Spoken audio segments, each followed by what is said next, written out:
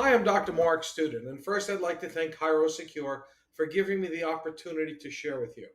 Today I'm going to do something that's quite different. I'm not going to be teaching from slides. I'm not going to be talking all about research, and even though probably just a little bit. But what I want to do is share with you what I've learned over the last 11 years. Because I am about utilization. I am about seeing what has moved the needle in our industry because I want to help more people. And to me, that's what it's about. It's like if a tree falls in a forest and no one hears it, did he really fall? Well, if you can help a whole lot of people, but no one comes in, did you really help a whole lot of people? The analogy might be a little bit off, but you understand what I'm saying. So my journey started, and I've talked about this before. My journey started many years ago while I was practicing, and I was seeing a lot of people, and it was great. But you know what? Why was I seeing a lot of people? Well, I was president of my state organization, and that really had nothing to do with it. I just was really good at BSing and got a lot of votes. Um, I was good at rhetoric. That probably had more to do with it. And I attended a lot of seminars that were religious in fervor, but actually short on the evidence in the literature. But truthfully, we didn't have a lot of evidence in the literature then. There wasn't a lot of literature because I'm out since the early 80s. I went to school through from 78 to 81, and there was very little to no evidence, almost none. So as time evolved, we've evolved. And when you evolve, you look at, for me, the valuable final statistic is numbers. So it all came to a crescendo when my wife got ill in 2008. She had cancer, and I've talked about this before. She had kidney cancer. She's doing great now. But it was a 5-year odyssey of which she's had 4 surgeries, and we went from coast to coast, north to south, to find the right doctors. And when I needed to find the right doctor, and by the way, this is extremely germane to chiropractic. So when I went to find the right doctor, I'm in New York, I went from Boston to New York to Philly to Washington, realizing that if you can't find the right doctor in that corridor, and I needed a urologist, a kidney surgeon, then you're in trouble because it probably doesn't exist. Because some of the best healthcare is in that corridor in the world. And I finally found the right one in New York City in Columbia Hospital, Columbia Presbyterian. And I called to make an appointment, and they said, it'll be 6 months to get her an appointment. I said, she'll be dead by then. They said, 6 months? I'm sorry, we have patients coming in from Africa, from Asia, from South America, from Europe, from all over the world, and the doctor's only got 2 hands. What can we do? So I said, okay. And then I said, but she'll be dead. They says, well, I'm sorry, there's nothing we can do. There's only so many hours in a day. Click, they hung up. Well, I'm not the smartest person in the world, but I am the most persistent person you will ever meet. And I got on the phone, and who do I know?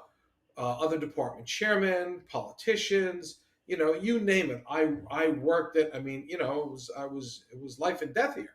So I finally got her an appointment in 3 weeks, and to make a long story short, we got an appointment, and she's doing well, and she had her surgeries, and she's doing well. But going through that, we had to do the same thing with a geneticist, with a hematologist. We had to go to Harvard up in Boston. I went to USC in California, UC Irvine in Southern California. We went all over the map to get the right people. And every time, how do you get an appointment? Well, going through that 5-year process, I said, why don't people run after chiropractors the way I was running after those surgeons? Well, we're not life and death as a rule. But when people's lives are upside down because they can't function, well, you know what? They can't function. They don't have a life. Their life is really and truly upside down.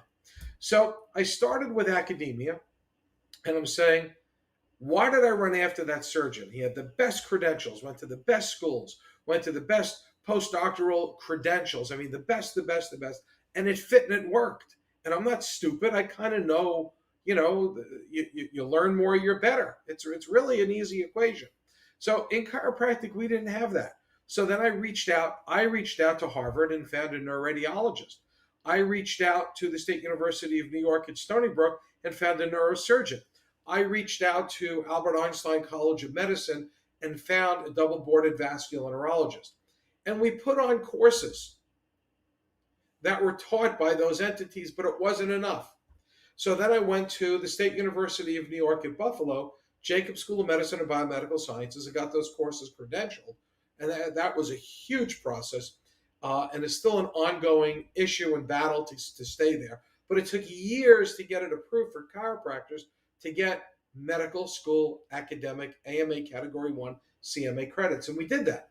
And all of a sudden, the needle started to move. And it started to move. It started to move with lawyers, because now in voir dire or Daubert or Schreck or Fry admissibility hearings and an expert hearing, they were able to get these doctors credentialed so that they could testify. And it worked. But MDs, it was almost better, because we went from lowly technicians, that below of a physical therapist, because they controlled the physical therapist, to that of a peer where we have the same postdoctoral credentials they do, because it's from the same institution with the umbrella of the ACCME, the Accreditation Council for Medical Education. So it's the same credentialing entity. And as a result of that, it really started to work. And it was great, but we hit a roadblock. We just hit a roadblock. And the question is, why did we hit the roadblock? We hit the roadblock for two reasons. Number one, we use the term manipulation interchangeable with adjustment. And that's a big problem. Hey, are you a physical therapist? They manipulate. Are you an osteopath? They manipulate. We hit roadblocks. So language created roadblocks. And through the evidence in the literature, there is a huge difference between a manipulation and a chiropractic spinal adjustment. The spinal adjustment affects central segmental motor control, meaning brain control. It affects the CNS, where manipulation often does not, or quantumly less. To the point where a research article in Ontario, Canada came out a few years ago, which shows that chiropractic has a 313% better outcome for secondary disability than physical therapists, and a 250% approximately better outcome for primary disability than physical therapy, because the joint mobilizations do not affect the central nervous system change, actually called central segmental motor control.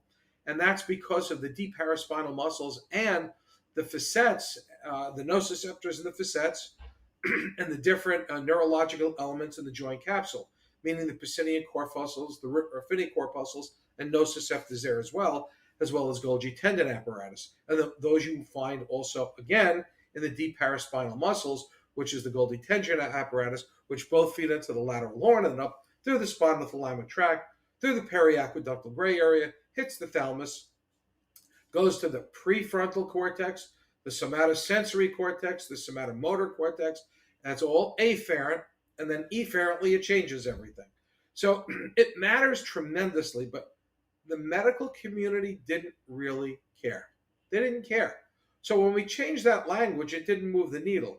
It actually helped the attorneys in court, because it took the question away from the defense. Are you a physical therapist? Are you an osteopath? It took those arguments away. And it helped stage the ground for the better outcomes in research. But it didn't break the last barrier. And it took me many, many, many years, up until recently actually, to understand how to break that last barrier. And I go back to 1962 in helping to understand, excuse me, how to break down that last barrier. And 1962 comes from a doctor in California today whose name is Leonard Fay. Now, all of you should know Leonard Fay, and it should be a household name, because Len, actually, we owe him a tremendous debt of gratitude. A tremendous debt of gratitude. Because without him setting the foundation for moving forward, we might not know where to look. He was the originator of the 5 components of the vertebral subluxation, which, yes, is theory, it's supposition. However, research has validated almost everything Len came out with. in 1962. You see, Len was he went to London, and he heard a seminar on spinal biomechanics and neurological treatment and aberration with spinal pathobiomechanics, or aberrant spinal biomechanics. And Len, who I actually spoke to in his early 90s, I spoke to him, I believe he's in his early 90s, might be in his late 80s. I spoke to him at length last week. We spoke for 45 minutes. And he told me when he heard that one presentation, there was a 6-story library in London. And remember, there are no computers then that we had readily accessible. There's no Googling anything, no Google Scholar, no PubMed. You had to go to the books. So he went to this library that had a tremendously large anatomy section, and he went and he read and he learned. And he came up with and invented the 5 components of the subluxation complex. Now, Joe Felicia, who is a very dear friend of mine, who is no longer with us, actually took that and ran with one segment of that, which is spinal aberrant rotation, aberrant misplacement, kinesiopathology, as they call it, change in movement of the vertebra. And Joe ran with just one of those, leaving the other 4 off the table. And it was an issue. So Len, from the 60s and 70s, before Dr. Felicia came in, went around from chiropractic school to chiropractic school to try to teach this. And he got thrown out and blackballed because he changed the status quo. Len changed the status quo.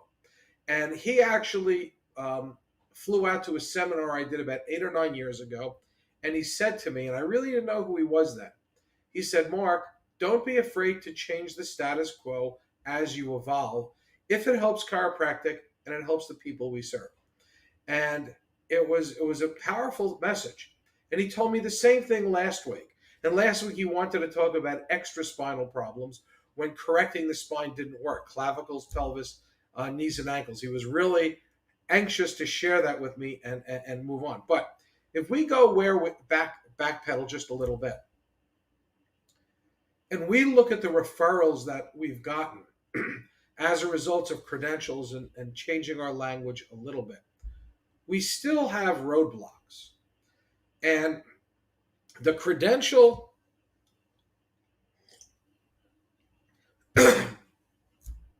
having the medical credentials in joint providership with chiropractic credentials, and we do that through Cleveland University, Kansas City College of Chiropractic, and Dr. Carl Cleveland, who is a very forward thinker in our industry.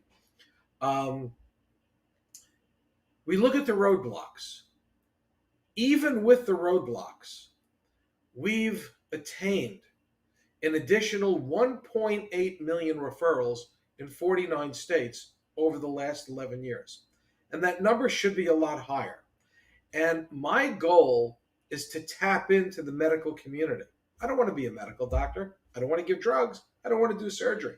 I don't need to. All I need is these. It's all I need. I don't want to do any of those things. But medicine's utilization is 99% of the population, where chiropractic's utilization is still 7%. Someone will tell you 10, 12, 11, 9. I don't believe it, not for 1 second.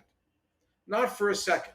And I've read some recent research articles which actually validated what I've been saying. We cycle up and down, up and down, up and down. We can't break through. Number one, there's not enough of us. That's about to change, and I'll share with that in a minute. But how come we're not, and by the way, my doctors who I've trained with advanced credentials and using appropriate language, and I started the language change about 2.5 to 3 years ago. And I'm looking at the word subluxation. So when I work, and by the way, I grew up in a subluxation-based environment. I saw 650 visits a week doing it. I don't suggest anyone see that many patients by themselves. I've got a new hip, surgery on both my hands, both my shoulders, 2 compression fractures. I lost 2.5 inches in height, and a lot of things hurt. So I don't say we take our toll, because every time you give an adjustment, it takes its toll on your body. So when we look at all of that, and we look at language and subluxation, when you speak to a medical doctor, you know what you say? Oh, there's a subluxation there. There's a vertebral subluxation complex there. They say to themselves, how do I know this? Because I've asked them. When I say the word subluxation, what do you think? And if they're polite, they say, well, we look at subluxation differently. And it's not quite how you look at it. So when you say that, there's a huge disconnect. That's being polite. Now, when I go to my family members who are medical doctors and very close friends, they tell me the truth. Mark, when you say subluxation, I think you're an idiot. That's what I say to myself. You're an idiot. You don't understand what language means. You don't understand anatomy. You made up your own definition of something that we in the medical community have been looking at, for over 100 years. And I'm dying to say, well, we've been doing it for over 100 years too. How come yours is right and mine's wrong?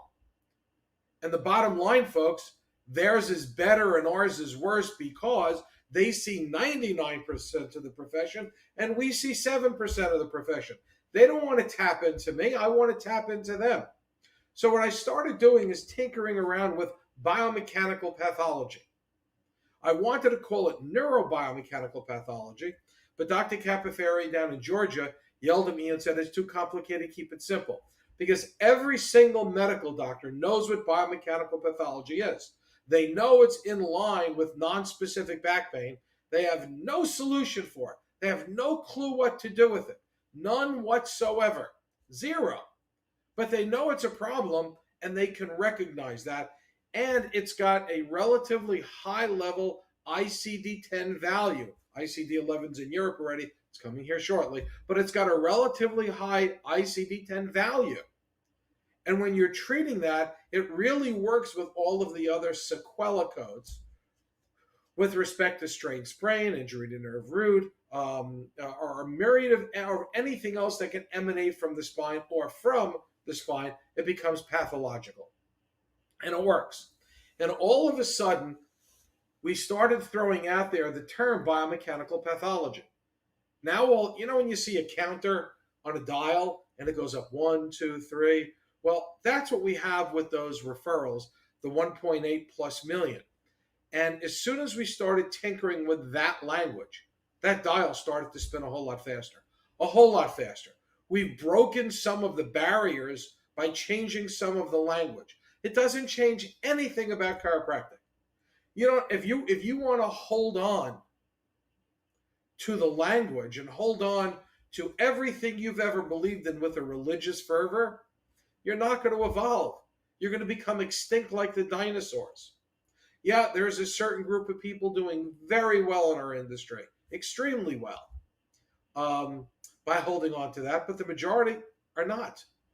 And I'm not suggesting we remove the language of subluxation from our lexicon. It should be taught in every chiropractic college. It should be taught in tandem with biomechanical pathology because that's what it is.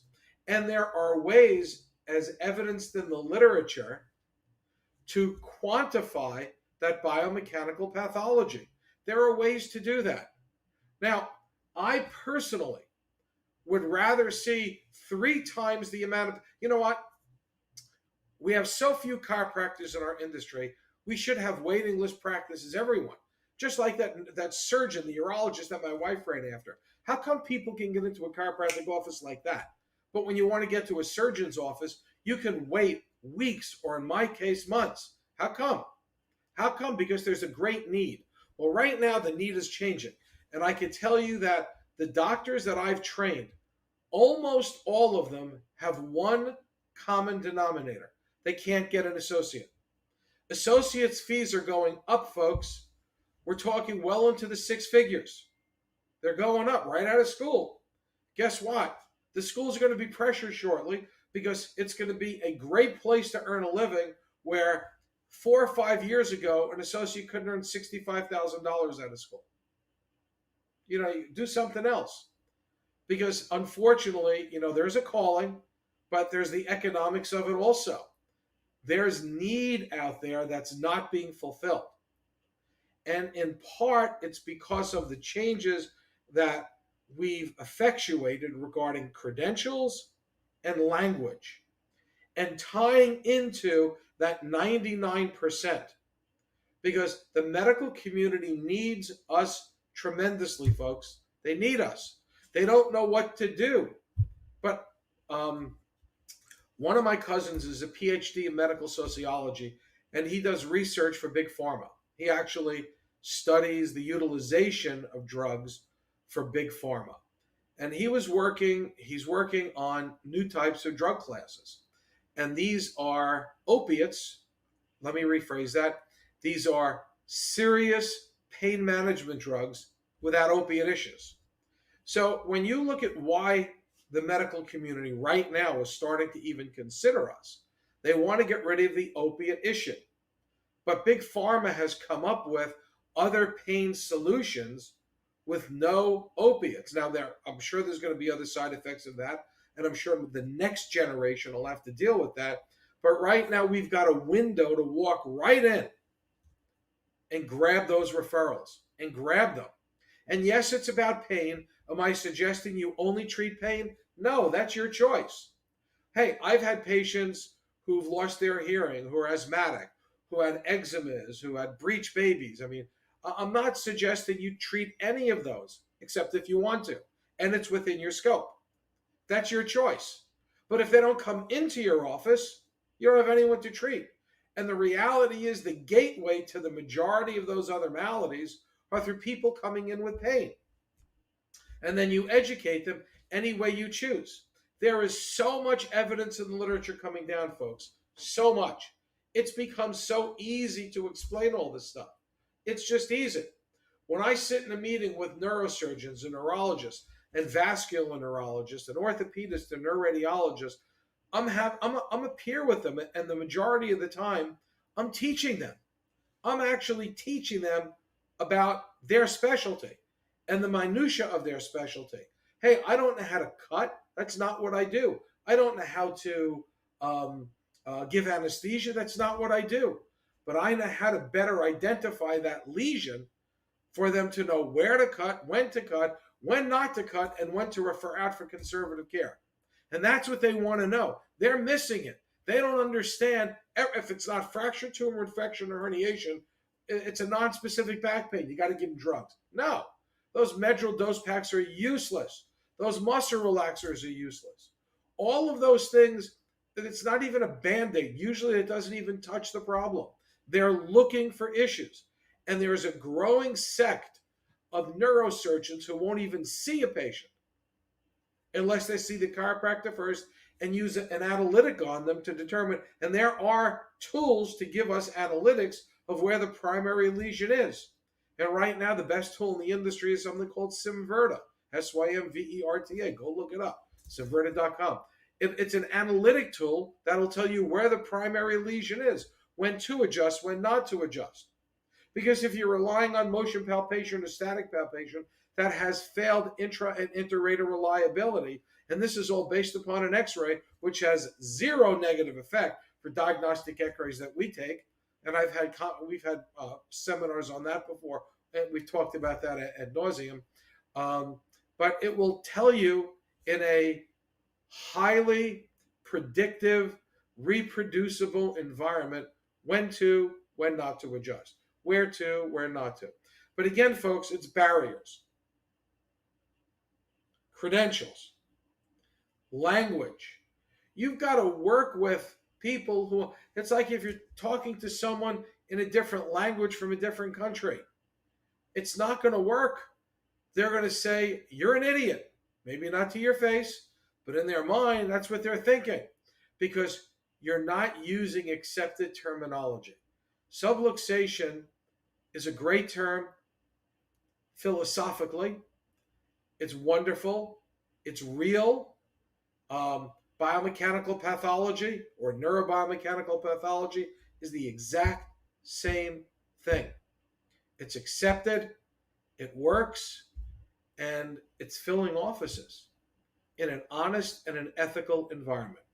Use it interchangeably, teach it, but communicate a little bit differently and start understanding your audiences and what their needs are, because they got what you want and you have the solution to what they need.